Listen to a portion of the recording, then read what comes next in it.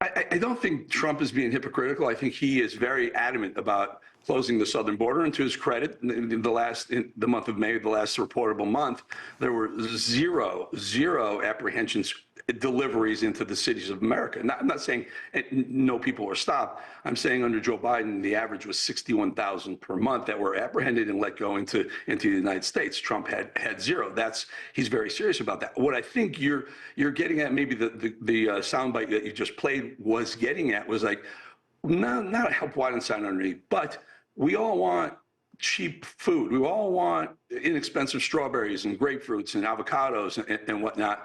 And yes, if you deport all the folks, I think 28% of the workforce is illegal in the agricultural business. If you deport that 28%, you're going to have to replace it with American workers, likely at a higher labor rate. And yes, prices will go up. So I think he's going to have to deal with higher rates of inflation for food, certainly, maybe even energy, if he does do this mass deportation like he plans, and I think he will.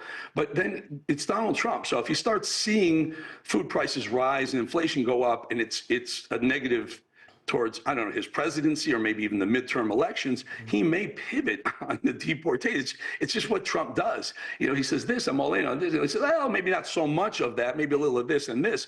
It's the Donald Trump way. And you know, for folks like, I'll say folks like the media or center-left people, it's very disconcerting to them because they want to hold him accountable by his word.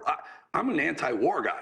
I hate the fact that he, the other day, just said, we may provide more assets to Ukraine. But he pivots. And then I think of myself, okay, it's still Trump, and the successes, you cannot, the scoreboard in itself is just what you need to keep pointing to. Even people who distract or don't like what Trump is doing,